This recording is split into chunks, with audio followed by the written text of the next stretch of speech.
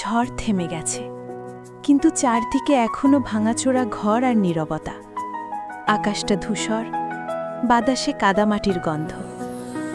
ছোট্ট রাহিম তার মায়ের হাত শক্ত করে ধরে দাঁড়িয়ে আছে, কারণ তাদের ঘর আর নেই। হাঁটতে হাঁটতে তারা পৌঁছায় গ্রামের একদম শেষ প্রান্তে, যেখানে একটা পুরনো ভাঙা কুঁড়ে ঘর এখনো টিকে আছে।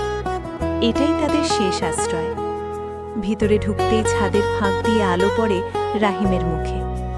ভয় থাকলেও তার চোখে এক ফোঁটা আশার ঝিলিক দেখা যায়। মা মাটির ওপর শুকনো খড় বিছিয়ে ছোট্ট একটা শোবার জায়গা বানায়।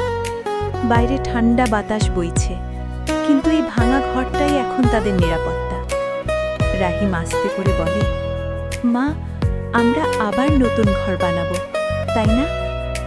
মা হেসে মাথায় হাত রাখে, হ্যাঁ বানাবো, কারণ যতক্ষণ আমরা একসাথে আছি ততক্ষণ কোনো ঝড়ই আমাদের হারাতে পারবে না। ক্যামেরা ধীরে ধীরে দূরে সরে যায়। ভাঙা ঘরের মাঝেও জ্বলছে নতুন স্বপ্নের আলো। কখনো কখনো শেষ আশ্রয়ই হয়ে ওঠে নতুন শুরু।